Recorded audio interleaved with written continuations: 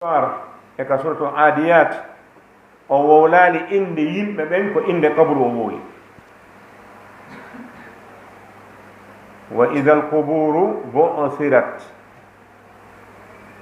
si kabruji ɗin immitinama wona ngay kawani immitine nde ko neɗɗo wonɗo toon on idan haray oɗo kabru no jeeya e ko ɓuri hulɓinade ko bani adama yi kon e seydna ousmane radiallahu anhu ɓe fillike e makko wondema ha hande o hewtali e toni kabru si wona o wullay ha waare makko nden ƴaara ndiyam ha ñande go goɗɗo wondiɓe makko landimo ousmane piiji buy no wadde da nande piiji buy hara a wullaali ko fii honɗum waɗi a arata e kabru ronka wullude seydna ousmane radiallahu anhu o wii mi nani nelaaɗo sallllahu alayhi wa sallam no maaka alqabru awalu manazili l akhira kabru on ko ɗo woni tipporgal aranal ngal fi yagol lakara kala yahowo lakara ko ɗo o tipporta fa in naja minhu fama ba'dahu aysar wa in lam yanja minhu fama ba'dahu asad neɗɗo si naati ɗo si o daɗi ɗo mana so daɗi boneji wonɗi ɗo ɗin haray ko woni ɓaawa toon kon ɓuri newade si o daɗali boneji wonɗi ɗo ɗin ko woni ɓaawa toon kon ɓuri sattude o wi ko ɗum waɗi mi arata ɗo mi ronka wullude sabu andi komi ɓooyi jindude ñande goo mi tippinte ɗo idan ɗum wona ousmana tun kala neɗɗo wonɗo ka hoore leydi ɗo siɗa faala a laamato ngo fir'auna laamaki siɗa faala a janggal ngal goto janggali siɗa faala a mooɓa jawdi ɓura ɗarudu kala mo wonɗa ka hoore leydi ɗo ko jinda ha tumbodiri inne tigi tigi on hande naɓen ɓe ka bere yiyaka karamakojo ɓurɗo ɗum yiyaka lanɗo ɓurɗo ɗum yiyaka marɗo ɓurɗo ɗum mo wonɗa o mo wonɗa ñande goo a waloto fure ƴetteɗa naɓe ɗe gafru gila hoore leydi ndin ara yiyaka ɓurɗo ɗon idan haray nde ɗo nokkure ka ɗum ɗo woni ɗon ɓe wi en andu ɗum no jogii teddungal ngal teddungal hanaka bonnede ɗum ɗo no jonna teddungal ka sari'a sabu teddugol neɗɗanke wonɗo ton on wona leydi ndin wona e teddinede ko neɗɗo surraɗo ɗon on nelaɗo sallllahu alayhi wa sallam hiɓe haɗi an neɗɗo wurɗo on yaaɓugol kaburu siɗɗo maɗa o hanande neɗɗo o yahata hakkude kaburuji ɗin ton hara himo watti paɗe fi hon ɗum fi teddingol neɗɗo surraɗo ton on ma yimɓe surraɓe ton ɓe fi hon ɗum sabu teddungal neɗɗo on ka o wuuri ɗon e teddungal makko ngal ka o maayi ɗon ko gootu mayde nden ko gurdan itti wona teddungal idan si neɗɗo o maayi o jaasiɗali fi o maayi ko eggingol mo e gurdal ngoo laɓa mo e gurdal ngoo mayde nde waɗi idan ittali horma ko o jogii kon madama simo wuuruno a jonnemo ngal teddungal ɗo angal yaaɓirgol mo paɗe maɗa ɗen idan ɓaawo o maayi kadi o surrama koye a jonnumo ngal teddungal ɗo angal yaaɓirgol mo paɗe maɗa ɗen ɓe wi tentini yani ɗum ɗo no tenti si tawi woni ko lorrata alaka ɓerɗe si tawi bulle ma janɗe ma ko barmintano ton ɗo haare sari a on no newnam ma wattagol paɗe maɗa ɗen fiita lorro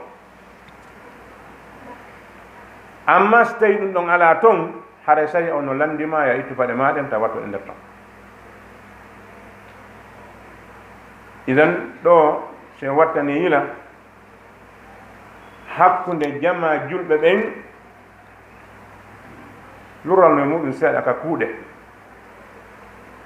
ko nanugol makuji ɗin sirti no are mako nelaɗo sallllahu alayhi wa sallama ɓe maaki wonde si neɗɗo surrama arɓe surrugol ɓen fokkiti hootugol ɓe maaki innal mayyita la yasma'u qar'ani alihim mayɗo on surra nde yimɓe ɓen no hoota o nanay hito paɗe arɓe ɓen surrugol. woɓɓe wi ɓay nelaɗo maaki ko hito paɗe ɗen o nanta ɗum hollet paɗe ɗen no waɗa nder ton. kono kuuɗe ɗe nelaɗo huuwi ɗen ko holli kon ko wondema hari ɓe wattata ko paɗe ɗen nder berɗe. idan haray hananama an neɗɗo julɗo on waɗugol ɗum ɗo. oɗo wondiɗo nelaɗo sallllahu alayhi wa sallam o wi wondema wiyeteɗo basiru bun hanzaliya imo yaadano nelaɗo sallllahu alayhi wa sallam no sifori noon e nder berɗe. nelaɗo sallllahu alayhi wa sallam yeƴƴitiɓe hayni gorko no watti paɗe ɓe noddimo ɓe wi he ko an yo joom paɗe ittu paɗe maɗa ɗe. gorko on daari andi a oɗo ko nelaɗo allah on ni. julɗo yeddi nelaɗo ko ɓaawo maɓɓe. si wona ɗum nelaɗo fewtatama a julɗo wiya waɗu hunde kaari wiya a ɗum ko sunna noon ta ko bonɗa hakkil wo ko wasuɗa niidi wo. idan wi'ugol a ɗum ko sunna noon ko ɓaawo nelaɗo amma si ɓe ɗon a wawata ɗum. idan gorko on daari tawi o wowluɗo ɗum ɗo ko mouhammadou rasulullahi ni o ɓorti paɗe makko ɗe. sibtayni ɓe wi'i ko paɗe guri hoppa ɗum firsina ndabina. woɓɓe wi ko nelaɗo haƴimo wattagol ɗen paɗe ɗon ko sabu sa a watti keɗe a bungay ka berɗe noon ko nokku ka wajitete nokku ka neɗɗo hande jippinde hoore muɗum. haalaji boy no wola e muɗum ko raɓɓiɗi kon nelaɗo inni yo it paɗe yo ittuɗe. idan wona on ɗon tun ko kala julɗo woni ko yamiraɗo. haray no harmi jooɗagol e hoore kabru sabu ko oɗo wiyeteɗo jabir radiallahu anhu wi wonde nelaɗo sallllahu alayhi wa sallam hiɓe haɗi nde kabru pentirte, hiɓe haɗi nde goɗɗo jooɗoto e hoore kabru, hiɓe haɗi kadi nde goɗɗo ƴettata birki e simon ara maha kabru. no woodi yimɓe buy ko tawata haqqille mum faamaali ma ɓe faalaka faamude. oɗo neɗɗo wonɗo ka nder leydi surraɗo e ma an wona nokku goto won ɗon, wona e alhaali goto won ɗon, wona hunde wodere haɗon jinɗon e muɗum. maadi ko nafata ko wonɗo ka hawre leydi ɗo fi hendu wondu yufude ga ndum, fi nangue wonge yaltude ga ngen, fi kulle wonɗe jindude ɗen, bani adama on okka hakkil yo waɗu maadi ka o sorata ɗum ɗo tampinali mo. amma oɗo neɗɗo mayɗo surra maadi nafatamo hay kus. sa a mahi kabru a bonni mbuɗi maɗa ɗi nafata mayɗo on hay hunde lorrete am par ce que a yeeɓi jawɗi. si tawno hara hiɗa anduno dina maɗa kan hiɗa yiɗani oɗo mayɗo no woɗuno watta ndi jawɗi nde nafamo harana non. ibadallah la tajuzu alkitabatu ala alqabr la kitabata ismi almayit wala idaatihi wala gayriha. waqad ba'asa annabiyu sallallahu alayhi wa sallam aliyan radiyallahu anhu ila alyaman wa amarahu an la yada timsalan illa tamasahu wala qabran musrifan illa sawwah kama naha annabiyu sallallahu alayhi wa sallam an ittikhadhi alquburi masajid wa iqadi suruji alayha واستد نهيه في ذلك حتى لأن فاعله. عن عائشة رضي الله عنها قالت لما نزل برسول الله صلى الله عليه وسلم تفق يطرح خميسة له على وجهه فإذا اغتم بها كشفها فقال صلى الله عليه وسلم لعنة الله على اليهود والنصارى اتخذوا قبور أنبيائهم مساجد. قال الله عز وجل ولن ترضى عنك اليهود ولا النصارى حتى تتبع ملتهم قل إن هدى الله هو الهدى ولئن اتبعت أهواءهم بعد الذي جاءك من العلم ما لك من الله من ولي ولا نصير. جياب ande haray ko wono noon kadi dagaki windugol e hoore kabru, dagaki mahugol e hoore kabru woni ko waɗagol sibartuma hun tu waɗa kaaro sigano woɓɓe wone wadde, woni ko ɓantugol suudu timmudu ñappa dagaki haysi ko hombode waɗi madama dagaki waɗɗo ɗum womo o woni wo ka o woni o faljo, so o jaɓi yo yahu o lanca o itta, so jaɓali yo accu ɗon wona lundiɗo nelaɗo sallllahu alayhi wa sallam o maya e hoore muɗum o sabbo joddi lundiɗo nelaɗo hendoto ko. Idan dagaki mahugol e hoore kabru, windugol e hoore kabru wona tawi noon dagaki mahugol ngol wona windugol inde mayɗo on, wona noon kañum kadi dagaki huɓɓugol to lampu. ɗen andi ɗen mari nokkeeli ɗi woɓɓe men andi ha woɓɓe anda, ka wi'aɓe ko waliyaɓe wattina tawa ɗum no maha waɗa kaaro no waɗana lampuji, tawa miskinɓe no nden nokkure ɗon ɓe ala ka ɓe waalo, ɓe ala ko ɓe ñaama, ɓe ala ko ɓe wirnora nange na hendi. si won hara ɓeeɗo waɓɓe ɗum no anduno diina muɗum kan no wonno no ɓe wardata ƴettugol ndu suudu ndu mahuɗa ka hoore kabru mahanoya miskino ka quartier to o sona ɗon o waalo anniyoɗa nden moƴƴere nde waɗɗa ɗon ko o mayɗa ma waɗanda nafaymo ko ɗen waɗi sadaka. kono ko arɗa darɗa ko hoore kabru ɗon a waalata ko ɗon sa werni ɗon koɗo ma on haɓay, kala ko waɗɗa ɗon fi neɗɗo wurɗo gasata e nafata kele may ɗo. idan dagaki huɓɓugol to lampu wona goɗɗo ngo ko wona ɗum ɗo. nelaɗo sallllahu alayhi wa sallam ɓe nulno saydna ali radiallahu anhu e leydi no wi e yaman, ɓe makanimo so o hewti ton kala ka o yi'i nandol laaro no waɗa yo o ittu, kala ka o yi'i photo yo o montu photo on, imma ittugol mo few ma uddugol jolɗe waɗɗe hakkude mum ɗen ha iwa wawde no wayi noon ha wonta hunde nde wona mbaadi neɗɗo ma wona mbaadi kullu. wata o taw kabru no wallina towna sina yo o liwlo kabru ha o feppa leydi ni. ɗum ɗo no jeeyano ko nelaɗo sallllahu alayhi wa sallama yamiri saydna ali radiallahu anhu so yahi yaman ɗi ɗiɗi taw accidi toon. no wawi wonde hara leydi yaman ndi no hewno ɗum ɗo. idan madama nelaɗo maaki so yahi kala ko a yii photo yo o montu, kala ko yi kabru no towna yo liwlo mo ha o jippo, holli ɗum ɗo ko hunde nde nelaɗo accata. idan haray wona noon kañum kadi no harmi ƴettugol kabru woni waɗa juulirde, dagata ko surnugol ka juulirde, dagata ko darnugol juulirde ka surra ɗon ko atti e mum wo dagaki. si ko berɗe ɗen atti daga ka juulirde waɗeɗo, si juulirde nde waɗama dagaki wigol oɗo ɓay ko imamu on ɗoni ɓe julniɗo duuɓi capanɗe haɗay ko ɗo ɓe wattinte fi hon nafata hay hunde ko ɓe wattinte ɗo kon jonnata ɓe si wona ko ɓe golluno kon. a juulata ɗon imamum fino surra ɗon heɓa baraji, a janngata ɗon qur'an heɓa baraji fi kam ɗon o surra. golle makko ɗen darike nelaɗo sallllahu alayhi wa sallam ɓe maaki ida mata bnu adama inqata amaluhu illa min salat. si neɗɗo waalike fure o mara hande kadi ka o heɓirta gongel sina gotel fiji tati. sadaqatun jariya himo wanno dokkal ngal no gollude, himo darnuno juulirde nde juulirede, mo sooduno defte acci no jangirede,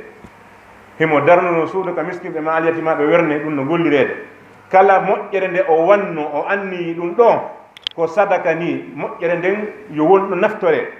ma himo tuttuno leɗɗe himo anni ɗum sadaka. siko ɗum ɗo si naftorama baraji ko heeɓi mum kon hendoto, ma ɗum himo janginno gandal diina, ngal gandal no naftorede ɗo kadi nafoore mon heɓay wanni ko kanko tindini moƴƴere nden fanni moƴƴere nden konti heɓay nafoore maahi mo acci ɓiɗɗo moƴƴo ɓaawa makko onno toronade mo Allah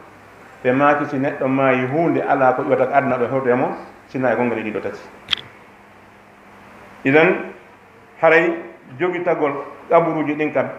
juulirde ma jogitagol juulirde nde kawra ƙaburuji ɗum ɗo no harmi dagaki nela sallllahu alayhi wa sallam ɓe haɗi ɗum ɓe sattini kadi haɗu gongol balɗe huɗi waɗɗo ɗum nelaɗo no huɗi ƴettuɗo juulirde darni e hoore kaburu hiɓe huɗi adduɗo kaburu waɗe juulirde nene aicha radiallahu anha on wi'i wondema ɓay nelaɗo hewti kaɓe feƴƴinta kaɓe beeli ɗon ɓe ƴettuno dolkum maɓɓe ɓe wallini ɗo si ɓe musama ha ɓe ƴetta kum ɓe wallina ka yeeso si woni ha ɓe itta kum ɓe maakoy e nder nawnade maɓɓe nden ɗon ɓe maaki allah huɗi alyahudu e annasara ɓe ƴetti kaburuji annabaɓe maɓɓe ɓen ɓe waɗi juulirde idan ko alyahudu e annasara waɗayno ɗum nde ñande hande kon ɓe no wadde ɗum ko wiiɓe hoore mum ko julɓe wiiɓe ko muhammadu jokki a wawata jokkude nelaɗo sallllahu alayhi wa sallam waɗa ko ɓe haɗi kon inneɗa ɗum ɗo kadi nelaɗo no haɗi inna a sali a accata on mbo wonma idan haray wattane yila ɓe ɗo wonɓe e wadde ɗum yoɓe rento kala annduɗo no mari juulirde ka ɗaɓɓuru woni ka makko simo mari feere ittugol yo ittu so mara feere yo yamin yo itte yo hollu tigi tigi on o yiɗa allah e nulaɗo yiɗa so o ronki wadde ɗum haray mo mari allah allah subhanahu wa taala ɓe wi nelaɗo sallllahu alayhi wa sallam ɓe wiima kadi anjulɗo on ɓaawde oɗo aya tippi allah subahana taala wi alyahude e annasara weltantakoma an julɗo on ha jokka lawol maɓɓe ngol jokka lawol maɓɓe ngol bimana waɗa ko ɓe watta kon e boneji no jeeya e laawi alyahude annasara mahugol kabruji ɗin ka juulirɗe ɗum ko kamɓe yiira ɗum ɗo ala nafoore hay pus dina men ka jaɓa ɗum haray rentoɗen e muɗum fiye en hisu mo inni kañum accata yo o jokku yo annduɗo konko mahi ɗo nafatama e makko أقول قولي هذا وأستغفر الله لكم فاستغفروه إنه هو الغفور الرحيم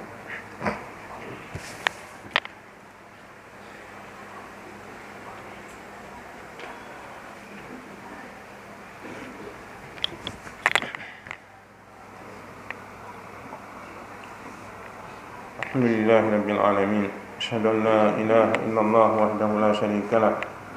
وأشهد أن سيدنا محمدا عبده ورسوله صلى الله عليه وعلى آله وسلم تسليما كثيرا عباد الله لا يجوز قتل أي عضو من أعضاء الميت لأن فيه اعتداء على الميت وحرمة الميت لا تزال قائمة كما لو كان حيا ولذلك جاءت أحاديث النهي أن يطأ الإنسان قبر المسلم وأن يجلس عليه بل جاء وعيد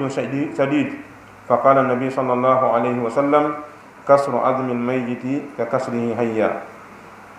أي من حيث العقوبة مع أن الإنسان بعد أن يموت لا يحس بشيء يقع في جسده لكن من حيث الحكم الشرعي فكسر عظم الميت ككسره حيا لتكريم الله له قال الله عز وجل ولقد كرمنا بني آدم وحملناهم في البر والبحر ورزقناهم من الطيبات وفضلناهم على كثير ممن خلقنا تفضيلا يتي الله سبحانه وتعالى ترم يجولنا صلى الله عليه وسلم بنغور مبن صحابه مبن حسن يا الله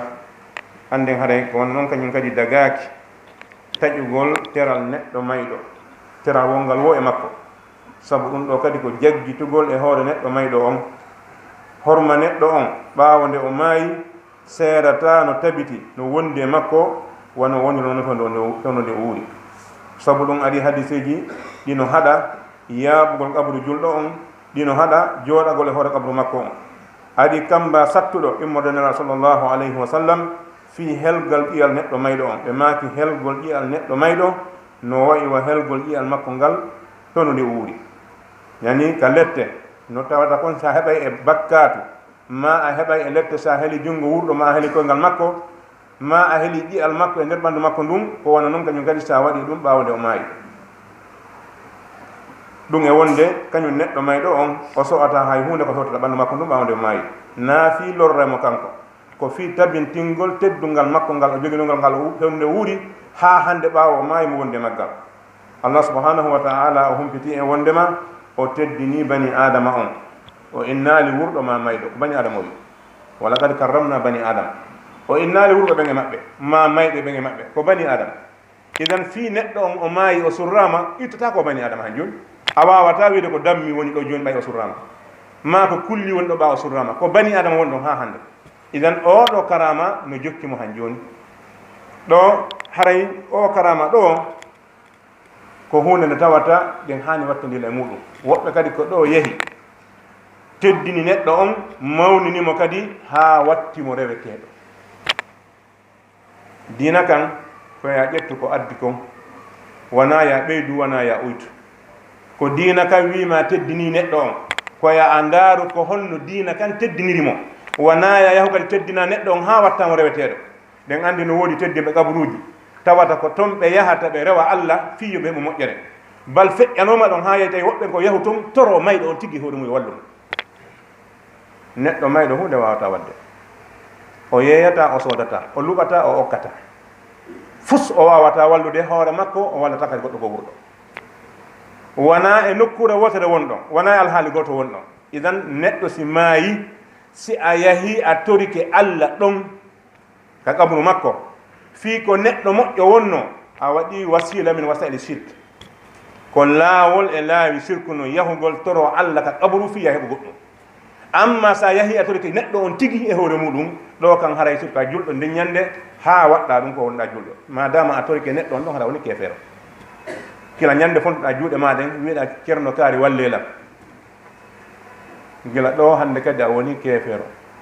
sabu si neɗɗo on sirki siga on sirku ɗon a noddi ko wona allah subhanahu wa taala haray a woni musrik sirku bonno dina maɗa kam fi idan haray neɗɗo julɗo on hani wattindele ɗum ɗon ibadallah wa qad kana min hadiyi nabi sallllahu alayhi wa sallam ida zara qubura ashabihi an yazuraha liddu'ai lahum والترحم عليهم والاستغفار لهم وهذه الزيارة هي التي سنها لأمته وشرع لهم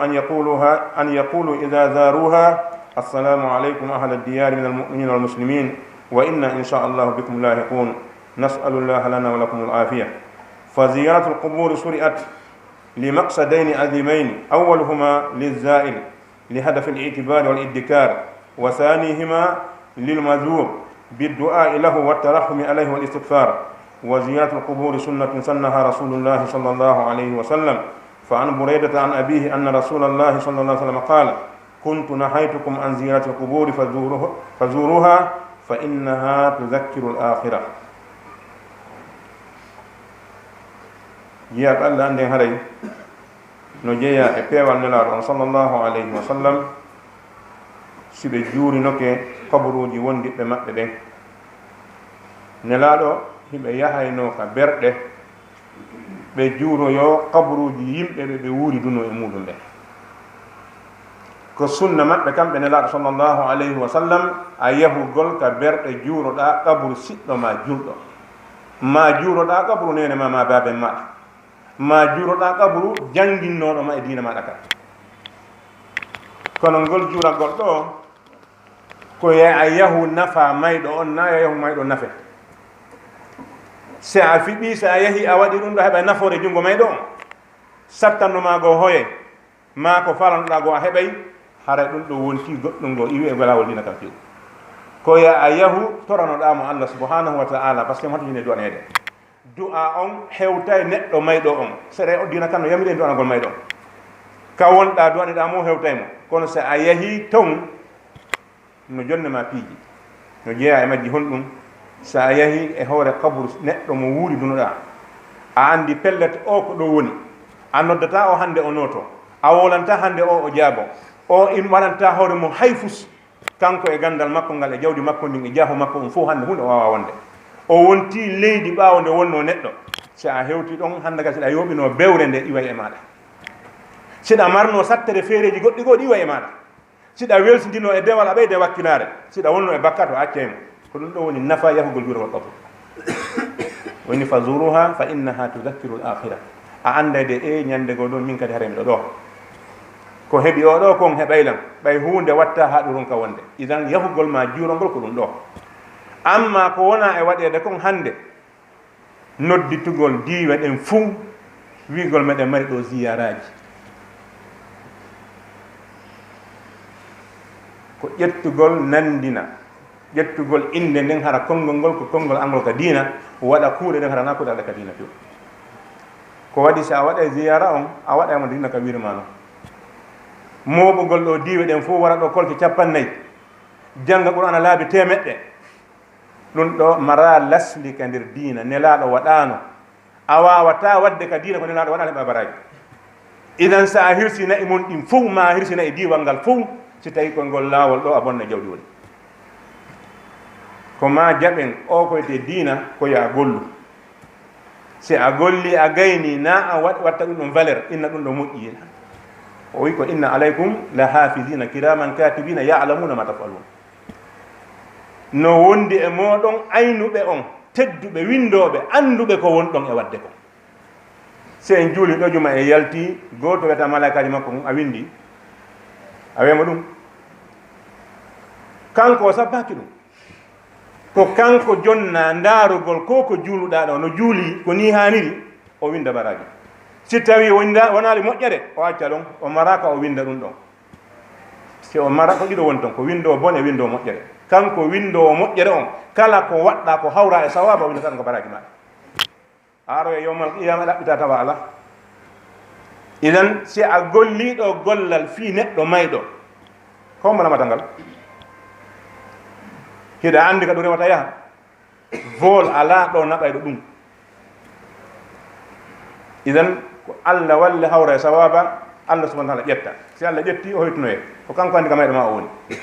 ko kanko andi ko honɗum mayɗo on jonnoyte so a jonni ɗo joni dalawol iwayngol to ngol ari ɗo a ƴettingol fa dalawol a jonno yummirawo ka fulawa to ngol nafama goɗɗum o welta ɗon ha o ma hara goɗɗum no waali yeeso makko ka par ce que kanko anda ngol ɗo naftortama idan ko ko wonɗa e wadde fi mayɗo ma on ko Allah andi ko honɗum o hendoto nafama so a jonni ay haɓɓitiki ɗum yahay forcé yata forcé koye a waɗe ko Allah faala kon Allah ƴetta jonno yamo so a lundike ɗum a perdi idan haray oɗo ziyaraji ɗi wona ɗi e waɗede hande tentini ka meɗen hande hoɗo fof waɗi ɗum ɗon marché kala no daaroɗe ceernojo mum feƴƴinnoɗo eto ha wurnita kabru makko on nodda diwe ɗe yo arɗon fi yo jawle moɓe ɓe ñama seeɗa ɓe heddina seeɗa na goɗɗum gosi wona ɗum wona fi yurmegol mayɗo on wona fi wajitagol hoore muɗum wona fi hay fus si wona fi moɓugol jawle no woodi koɗoli hande e nder diwe men ɗen wallahi allahi la ilaha gayru ko ɗum woni recette maɓɓe on hitande ziyaraji maɓɓe ɗin idan ko ɗum waɗi a susata sañcude warema inna ɗum na diina siko laaɓi ɓe heeɓi ko finka ɓe rewa e maɗa idan ɗum ɗo wona ko hani noon ko wona diina ko wona diina hayso ko homɓe jokki hayso ko homɓe woni finantude ko fenande ko fenande idan no dagi yahugol ma juuro kaburu siɗɗo maɗa on andita dey ñande go a aray ɗo toronoɗama Allah subhanahu wa ta'ala no jeeya e ko ari kon ko nelaɗo sallllahu alayhi wa sallam yamiri en waɗugol so ari ka berɗe toon wolugol ɗi konngudi ɗo assalamu aleykum ahla diyari min almuminina wal muslimin yo kisiye wonu e moɗon ono yimɓe galleji ɗo fandi e galleji ko kabruji ɗi ono yimɓe ɗi galleji ɗo immorde gomɗinɓe jebbelaniɓe Allah subhanahu wa ta'ala wa inna inchallahu bikum lahiqun menen kadi si Allah jaɓi min ara men tawton ɗo neɓata ngol konngol ɗo so a wowli ngol hiɗa wondi hakkille makini ngol battina e maɗa menen kadi si Allah jaɓi min ara ɗo neɓata minen torani hoore amen torani on Allah subhanahu wa ta'ala kisiye ko wiyete kisiye kon si on ti heeɓi ɗum ko adnaɗe kala ko hoore gasi idan minen torani hoore amen torani on Allah kisiye ko ɗum ɗo nelaɗo maki sa yeyi e janngo na qul huwallahu sappo e go'o ida jaa nasrullahi laabi tel salatul fatihi ɗum ɗo e ɗum ɗo fof ko piiji moƴƴinaɗi nandina e dina kan nakadi nde jeeya surrugol bani adama on yiltoɗe ga defte fiqu mazhab mo faalaɗa o yehondara dina kan no holli si neɗɗo o waalike fure gila ka o waali o purtini gite makko ɗon holɗum waɗante dina ka wima si neɗɗo on purtini gite koya wi'u la ilaha illallahu maggo makko o nana no gasa o wawa wulude ɗum ɗon si ruhu on sortama ko ya hippu gite makko ɗen sabu ɓe ma kamɓe nana sallah sallama si neɗɗo maayi gite ɗe jokka e ruhu on idan kontir non ha neɗɗo o waalo kaburu hayno neɗɗo o waalota nder kaburu dina kan no yewti si surrama gasi dina kan no yeetima ko holɗum waɗata ɗon yahugol waɗa goɗɗum goo ko wona ɗum wigol waɗane neɗɗo surraɗo fidaw lande kamɓe wonɓe wadde fidaw ɓen fof janngoɗo maɓɓe e jokkuɗo honto ɗum windi e deftere honde jaaba wongol ko go'o ɗiɗa waasineedi ɗiɗi ɗa yewi moɓɓe dalil on noon kala mo landiɗa e maɓɓe ko honto fi fida o windi e deftere honde jaabawol maɓɓe ngol ko ɗa yewi moɓɓen mayɗa waasineedi wigol ma deftere kaarire windi a yata ɗum ko hunde moƴƴinade idan ɗen andi kalima fida ko honɗum ko sottugol si Allah nangi goɗɗo goɗɗo wama sottude wawata idan aldandu en kadi taw ɗo mayɗo ko sotteteɗo si tawi mayɗo wo kadi ko sotteteɗo haɗa ɗum no hulɓinani en ɗum holli hara en jokkasoɓe rabbana taqabbal minna innaka anta samiul alim wa tub alayna innaka anta tawwabur rahim allahumma arina alhaqqa warzuqna ittiba'a wa arina albatila warzuqna ijtinaba birahmatika ya arhamar rahimin اللهم حبب إلينا الإيمان وزينه في قلوبنا وكره إلينا الكفر والفسوق والعصيان واجعلنا اللهم من الراشدين اللهم اجعلنا هادين مهتدين غير ضالين ولا مضلين سلما لأوليائك أدوى لأعدائك نحب بحبك من أحبك ونعادي بعداوتك من خالفك برحمتك يا أرحم الراحمين اللهم اقسم لنا من غسيتك ما تحول به بيننا وبين معصيتك ومن طاعتك ما تبلغنا به جنتك ومن اليقين ما تهون به علينا مصائب الدنيا ومتئنا اللهم بأسماعنا وأبصارنا وقواتنا أبدا ما أحييتنا اللهم اجعل ثأرنا على من ظلمنا اللهم اجعل ثأرنا على من ظلمنا وانصرنا على من عادانا ولا تجعل الدنيا أكبر همنا ولا مبلغ علمنا اللهم لا تسلط علينا بذنوبنا من لا يغافر ولا يرحمنا اللهم لا تؤاخذنا بما فعلنا ولا بما فعل السفهاء منا اللهم لا تعاملنا بما نحن أهله وعاملنا بما أنت أهله أنت أهل التقوى وأهل المغفرة اللهم نسألك بأسمائك الحسنى وبصفاتك الأولى